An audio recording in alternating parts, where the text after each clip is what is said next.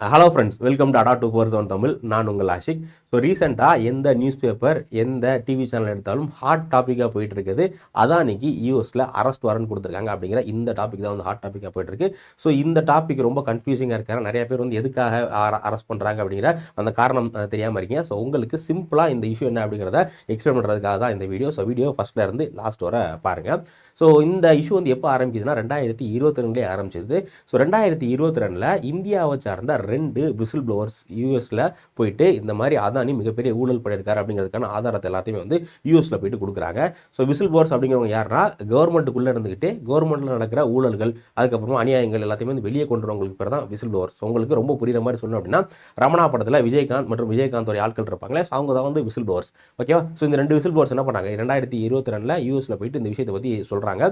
So இந்த விஷயத்தை 2023 யூஎஸில் ஒரு கேஸாகவே ஃபைல் பண்ணி அந்த கேஸுக்கு தான் இப்போது ரீசெண்டாக நமக்கு வந்து தீர்ப்பு கொடுத்துருக்காங்க. ஸோ இந்த கேஸை பொறுத்தவரை ரொம்ப சிம்பிளான கேஸ் தான். ஸோ அதானியோடைய அதானி பவர் அப்படிங்கிற ஒரு நிறுவனமும் அதுக்கப்புறமா அசோர் பவர் அப்படிங்கிற இந்த 2 நிறுவனமே அதானியோட ஒரு நிறுவனம் தான். ஓகேங்களா? இந்த 2 நிறுவனம் என்ன பண்ணியிருக்காங்க அப்படின்னா இந்தியாவுடைய முக்கியமான அஃபீஷியல்ஸ்க்கு ஒரு $250 மில்லியன் லஞ்சமாக வந்து கொடுத்துருக்காங்க. ஸோ எதுக்காக அப்படின்னா இந்தியாவுடைய ஒரு மிகப்பெரிய சோலார் ப்ராஜெக்ட் வந்து வாங்குறதுக்காக, சோலார் ப்ராஜெக்டுடைய கான்ட்ராக்ட் வந்து எடுக்கிறதுக்காக என்ன பண்ணியிருக்காங்க, இந்தியாவுடைய முக்கியமான ஆஃபீஸர் குறிப்பாக SECA அப்படிங்கிற ஒரு அமைப்பு இருக்குது. இந்தியாவுடைய இந்த சோலார் எனர்ஜிக்கு எல்லாமே வந்து கண்ட்ரோல் பண்ணுறதுக்கான ஒரு அமைப்பு தான் என்னன்னா SECA அப்படிங்கிற அமைப்பு. ஸோ இந்த அமைப்பு அதுக்கப்புறமா இதில் உள்ள பெரிய பெரிய ஆஃபீஸர்ஸ்க்கு எல்லாமே சேர்த்து மொத்தம் இந்த ப்ராஜெக்ட், இந்த ஒரு சோலார் பவர் ப்ராஜெக்ட் வந்து கான்ட்ராக்ட் எடுக்கிறதுக்காக எவ்வளோ லஞ்சம் கொடுத்துருக்காங்க அப்படின்னா $250 மில்லியன். ஸோ பல மில்லியன் வந்து லஞ்சம் வந்து கொடுத்துருக்காங்க. ஓகேவா? ஸோ இந்த ப்ராஜெக்ட் இவ்வளோ கொடுக்குறதுனால அவங்களுக்கு வந்து எவ்வளோ லாபம் வந்து கிடைக்க வாய்ப்பு இருக்குது அப்படின்னா இந்த ப்ராஜெக்ட் மூலயமா அதானி குழுமத்துக்கு 2 பில்லியன், ஸோ 2 மில்லியன் 250 மில்லியன் போட்டு 2 பில்லியன் வந்து இந்த ப்ராஜெக்ட் மூலியம் அவங்களுக்கு ப்ராஃபிட் கிடைக்கிறதுக்கு வாய்ப்புகள் இருக்குது. ஸோ இந்த பிரேக் கொடுத்ததுக்காக தான் வந்து அரெஸ்ட் பண்ணியிருக்காங்க. ஸோ உங்களுக்கு ஒரு டவுட் வரலாம், இப்போது அதானி வந்து இந்தியாவுடைய ஆஃபீஸர்ஸ்க்கு தான் வந்து பிரேக் கொடுத்துருக்காரு. அப்போது இந்த கேஸ் வந்து இந்தியாவில் ரிஜிஸ்டர் பண்ண வேண்டியதுன்னா ஏன் வந்து இந்தியாவில் ரிஜிஸ்டர் பண்ணாமல் யூஎஸ் வந்து இந்த இதுக்கு அரெஸ்ட் பண்ணுறாங்க அப்படிங்கிற மாதிரி உங்களுக்கு டவுட் வரலாம். ஸோ இதில் என்ன பிரச்சனை அப்படின்னா, இப்போ அதானி வந்து அவருடைய சொந்த காசு போட்டோ இல்லை அவர் இந்தியாவுக்குள்ளேருந்தே காசு வசூல் பண்ணியோ இந்த பிரேக் வந்து கொடுத்துருந்தா அப்படின்னா பிரச்சனையே கிடையாது, இந்தியாவுக்குள்ளே இந்த வேலை முடிஞ்சிருக்கும். ஓகேவா?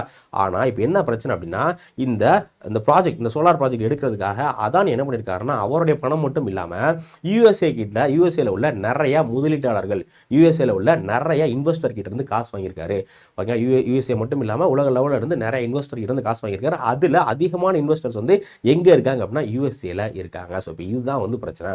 ஸோ இப்போ இந்த 250 மில்லியன் கோடி வந்து 250 பில்லியன் வந்து கொடுத்தாரு இல்லையா பிரேவ், அந்த பணம் வந்து 250 பில்லியன் வந்து இந்த பிரேவுக்காக தான் கொடுத்தோம். இந்த மாதிரி இந்தியாவில் உள்ள ஆஃபீஸர்ஸ்க்கு வந்து நாங்கள் லஞ்சமாக தான் கொடுத்தோம் அப்படிங்கிறத அந்த இன்வெஸ்டர்ஸ் கிட்ட அவர் வந்து சொல்லலை.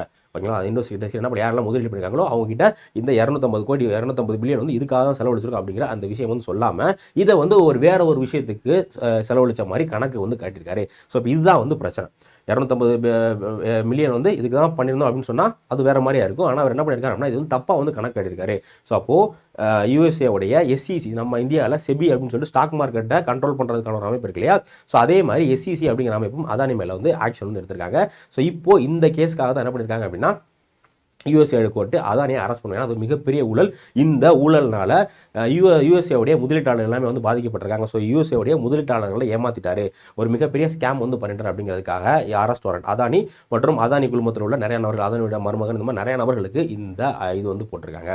ஸோ இதை பொறுத்தவரை அமெரிக்காவில் வந்து இந்த மாதிரி ஃபாரின் கரப்ட் ப்ராக்டிஸ் ஆக்ட் அப்படிங்கிற ஒரு ஆக்ட் இருக்குது. ஃபாரின் கரப்ட் ப்ராக்டிஸ் ஆக்ட் அப்படிங்கிற ஒரு ஆக்ட் இருக்குது. ஸோ இந்த ஆக்ட் மூலிமா இந்த மாதிரி ஃபாரினர்ஸ் யாராச்சும் வந்து அமெரிக்காவுடைய இன்வெஸ்டர்ஸ்க்கோ இல்லை அமெரிக்காவுடைய கம்பெனிஸ்க்கோ வந்து ஏதாவது ஒரு லாஸ் ஆகிற மாதிரி ஒரு விஷயம் பண்ணுறாங்க அப்படின்னா அது வந்து என்ன பண்ணுவாங்க, இந்த ஃபாரின் கரப்ட் ப்ராக்டிஸ் ஆக்ட் அப்படிங்கிற இந்த ஆக்டில் வந்து போடுவாங்க. ஸோ இந்த ஆக்ட் மூலியமாக என்ன பண்ணியிருக்காங்க அப்படின்னா இவருக்கு இப்போ அரெஸ்ட் வாரண்ட் வந்து விதிச்சிருக்காங்க. ஓகேவா? ஸோ இப்போது இந்த அரெஸ்ட் வாரண்ட்னால நிறையா சோஷியல் பொலிட்டிக்கலாகவும் சரி எக்கனாமிக்கலாகவும் சரி நிறையா விளைவுகள் வந்து ஏற்பட்டிருக்கு. ஸோ இதில் எக்கனாமிக்கலாக எடுத்துட்டோம் அப்படின்னா அதானியோடைய எல்லா ஷேர்ஸும் மிகப்பெரிய லெவலில் அடி வாங்கியிருக்கு.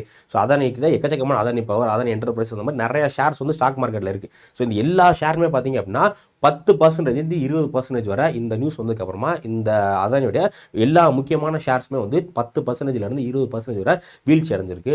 ஸோ அது மட்டும் இல்லாமல் இப்போ அதானி வந்து அதானியோட இந்த குழுமத்துக்காக ஃபண்ட் ரைஸ் பண்ணுறதுக்கு ஒரு 600 மில்லியன் பாண்ட் 600 மில்லியன் வந்து ஃபண்ட் ரைஸ் பண்ணுறதுக்காக பாண்ட் வந்து ரிலீஸ் பண்ணுறதா இருந்தார். இப்போது அந்த பாண்டையுமே நிறுத்தி வச்சிட்டாங்க. ஸோ இதே மாதிரி அதானி என்ன பண்ணுறாங்க அப்படின்னா நிறையா நாடுகளில் சின்ன சின்ன நாடுகளில் நிறையா ப்ராஜெக்ட் வந்து பண்ணுறாங்க. உதாரணமாக வந்து கென்யாவில் ஒரு ஏர்போர்ட் ப்ராஜெக்ட் வந்து பண்ணுறாங்க. ஸோ இப்போ அந்த ப்ராஜெக்ட்டுக்கும் வந்து கேன்சல் பண்ணிட்டாங்க. ஒரு 30 வருஷம் கான்ட்ராக்ட் வந்து கென்யாவுடைய ஏர்போர்ட்டுடைய ஒரு ப்ராஜெக்ட் 30 வருஷம் கான்ட்ராக்ட் வந்து அதானி கொடுத்துருந்தாங்க. அந்த ப்ராஜெக்ட்டை கேன்சல் பண்ணிட்டாங்க. ஸோ அதே மாதிரி பங்களாதேஷ்லையும் அதானி வந்து ஒரு எனர்ஜி ப்ராஜெக்ட் வந்து பண்ணுற மாதிரி இருந்தால் அந்த ப்ராஜெக்ட்டையும் வந்து கேன்சல் பண்ணிட்டாங்க. இது எல்லாமே இன்னும் ஆஸ்திரேலியா நிறைய நாடுகள் அதானியோடைய குழுமம் எங்கெல்லாம் இருக்கோ அங்கே உள்ள எல்லா நாடுகளும் என்ன பண்ணுறாங்க அப்படின்னு பார்த்தீங்கன்னா அதானியோடைய கம்பெனி மேலே ஆக்ஷன் வந்து எடுக்க ஆரம்பிச்சிட்டாங்க.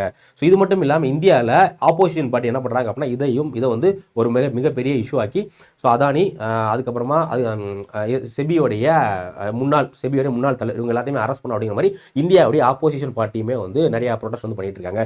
ஸோ இந்தியாவை பொறுத்தவரை நம்ம எல்லாத்துக்குமே தெரிஞ்ச விஷயம் தான். ஸோ அதானிக்கும் நம்மளுடைய பிரதமர் நரேந்திர மோடிக்கும் லிங்க் இருக்குது அப்படிங்கிற மாதிரி பேச்சுக்கள் வந்து ரொம்ப நாளாக வந்து போயிட்டே இருக்கு. ஏன்னா அதானி வந்து 1988 அதானி குழுமம் வந்து ஆரம்பிக்கிறாங்க. பட் அதானி குழுமம் வந்து மிகப்பெரிய லெவலில் வந்தது பார்த்தீங்க அப்படின்னா எப்போனா குஜராத்தில் நம்மளுடைய பிரதமர் நரேந்திர மோடி அவர்கள் சிஎம் இருந்த காலகட்டத்தில் தான் வந்து அதானி கம்பெனி வந்து ஒரு அசுர வளர்ச்சி பெறுது அப்படிங்கிற மாதிரி சொல்கிறாங்க. அதுக்கப்புறமா நம்மளுடைய பிரதமர் வந்து பிரதமராக பதவியேற்றதுக்கு 2014 அப்புறமா இன்னும் ரொம்ப அசுர வளர்ச்சி வருது. ஸோ அதனால் அதானிக்கும் நம்மளுடைய பிரதமர் அவர்களுக்கும் ஒரு கான்டாக்ட் இருக்குது. ஸோ இந்த நிறைய விஷயங்கள் இல்லீகலாக நடக்கிறதுக்கு வந்து கவர்மெண்ட்டுடைய சப்போர்ட்டும் மூட தான் வந்து அதானி பண்ணுற அப்படிங்கிற மாதிரியான ஒரு ஆப்போசிஷன் பார்ட்டிஸ் வந்து ஒரு கிரிட்டிசிசம் வந்து வைக்கிறாங்க. ஸோ அதனால் இந்த விஷயம்னால மிகப்பெரிய ஒரு இது வந்து போயிட்டு இருக்கு. ஸோ இப்போது அடுத்து என்ன நடக்கும் அப்படிங்கிற மாதிரி நீங்கள் வந்து நினைக்கலாம். ஸோ அடுத்து என்ன நடக்கும் அப்படின்னா இது வந்து ஜஸ்ட் ஒரு இது மட்டும் தான். இது வச்சு அரெஸ்ட் பண்ணலாம் அப்படிங்கிறது கிடையாது. ஸோ இது வந்து இதுக்கு அடுத்தபடியாக அதானி என்ன பண்ணலாம் அப்படின்னா அவருடைய தரப்பை வந்து டிஃபெண்ட் பண்ணலாம். ஸோ நான் வந்து இந்த மாதிரி பண்ணலாம் அப்படிங்கிற மாதிரி யூஎஸோட கோர்ட்டில் போயிட்டு அதானி வந்து டிஃபெண்ட் பண்ணலாம். ஸோ டிஃபெண்ட் பண்ணி அவர் வந்து நான் ப்ரூவ் பண்ணிட்டார், இல்லை நான் இந்த மாதிரி எதுவுமே பண்ணல அப்படிங்கிற ப்ரூவ் பண்ணுறேன்னா ஒன்றும் இல்லை, அந்த கேஸ் வந்து விட்டுருவாங்க. ஓகேவா?